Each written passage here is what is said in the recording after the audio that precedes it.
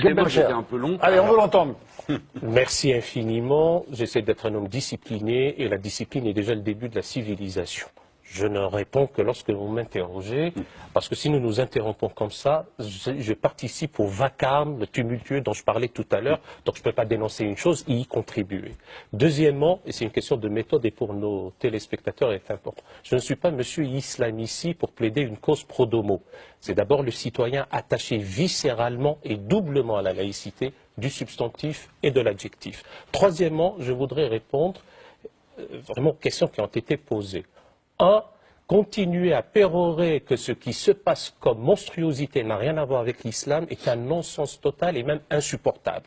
Insupportable pour les musulmans eux-mêmes et insupportable pour quiconque veut voir. Pour la simple raison, et ce n'est pas parce que les musulmans sont sommés de se désolidariser qu'ils le disent, c'est parce que c'est une réalité amère, mais elle existe. Il se trouve que dans le corpus religieux islamique, il y a ce qu'on appelle un humanisme d'expression arabe en contexte islamique, mais il y a aussi à côté des horreurs. Et c'est celles-là qu'on a pu mettre en avant et qui sont attentatoires à la dignité humaine et qui sont anti-humanistes. Il est temps maintenant, parce que nous n'avons pas le temps de faire un colloque ad hoc là-dessus, de déclarer véritablement que la criminalisation de l'apostasie est en soi criminelle et donc ceux qui contribuent à le proclamer tombent sous le coup de la loi, chez nous en France. Mais ailleurs, quand on va leur vendre des rafales, on ne dit rien et on ne leur vend même pas les rafales. On loue, j'allais dire, leur vision du monde qui est encore une fois anti-humaniste et qui ne va pas de pair avec les droits de l'homme.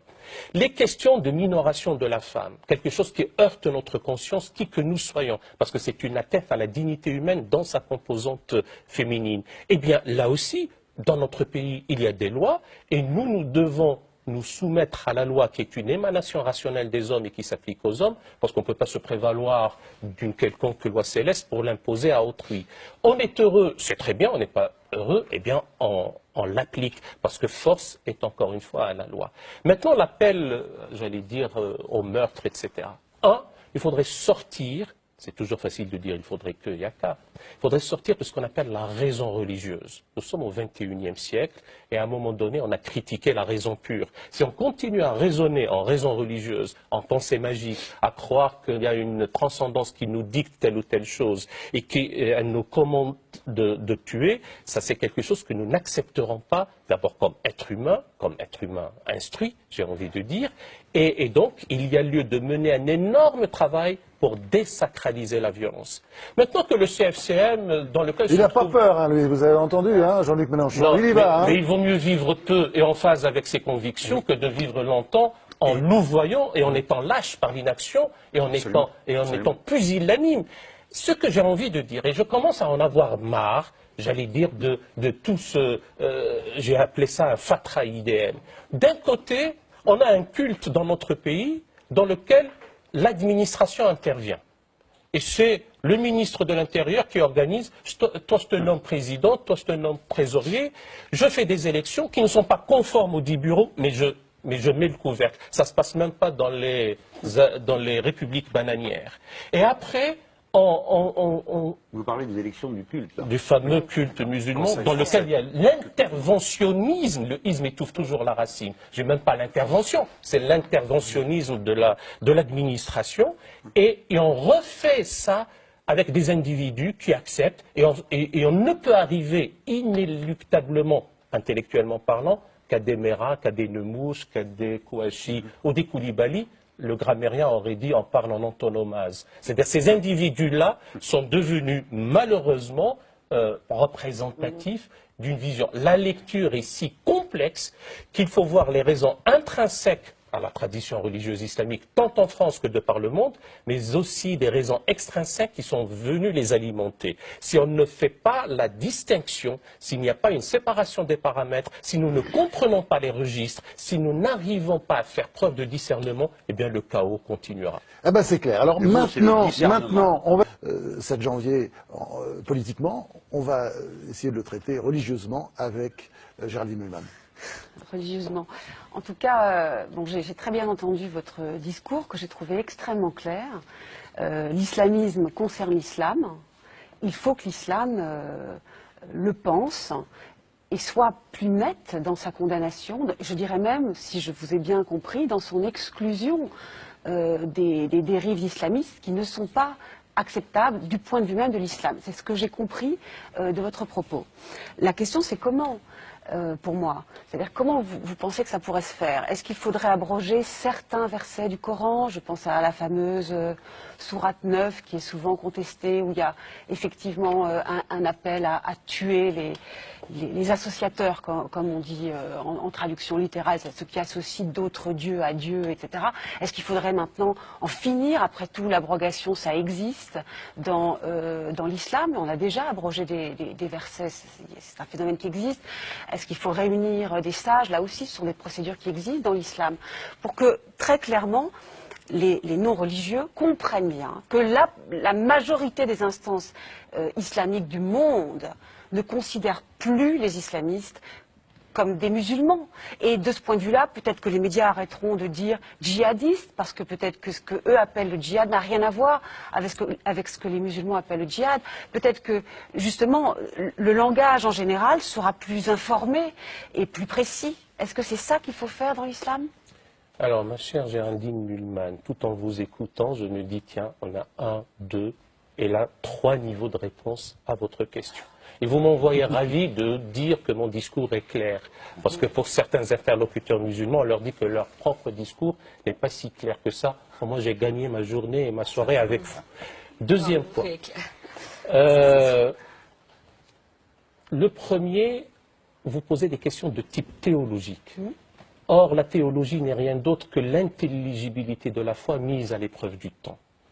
Et le statut même de la révélation est à interroger au XXIe siècle. On ne peut pas, là aussi, l'appliquer tel quel. Il est d'évidence qu'on ne peut pas telle ou telle disposition, tel ou tel passage, pris d'ailleurs hors contexte, alors qu'il est en tension linguistique avec ce qui précède et ce qui suit, et l'appliquer. Ça c'est clair, il incombe aux théologiens, aux philosophes, aux hiérarques de le faire. S'ils ne le font pas, ils sont comptables, coupables d'anti-humanisme, je ne cesse de le répéter. Donc ce travail, qui n'est pas qu'un simple aggiornamento, ce n'est pas que du rafistolage, ce n'est pas que du toilettage, qui s'apparentent tous à une cautérisation d'une jambe en bois, c'est de la refondation de la pensée théologique islamique de nos jours qu'il y a lieu de le faire. Comment? Bien, alors, moi je veux bien donner le modus operandi, avec des pensées subversives. Il faut subvertir ce patrimoine-là. Pour l'instant, elle subit des fatwas.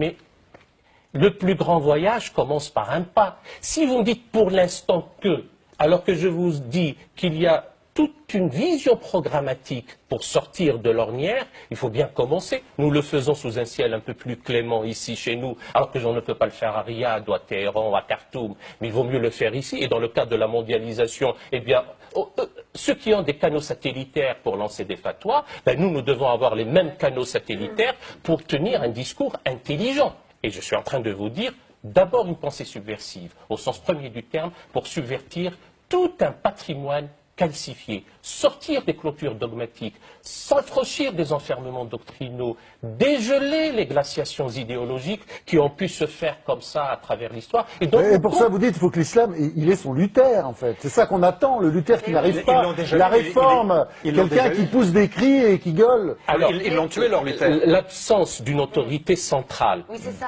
est à la fois concomitamment, simultanément, une source de bonheur incommensurable, mais aussi une source de problèmes inextricables. J'oublie la partie bonheur parce qu'elle ne nous intéresse pas maintenant, et c'est même indécent d'en parler. Et c'est aussi une source de problèmes inextricables pour peu que les prétendus Savonarola des temps modernes crient un peu plus fort que les autres, on entendra un Kardawi, payé sur la chaîne Al Jazeera, et alors là, enfin, c'est ce que vous voulez, il le fut de toute façon, et lui on l'entendra, mais on n'entendra pas à Mohamed Harkoun, On n'entendra pas tel ou tel Mohamed Hussein qui a été tué, condamné à mort pour apostasie. Vous avez dit que la liberté d'expression est au-delà du sacré. Or, l'un des fondements théologiques de l'islam, je crois, c'est la soumission totale à Dieu.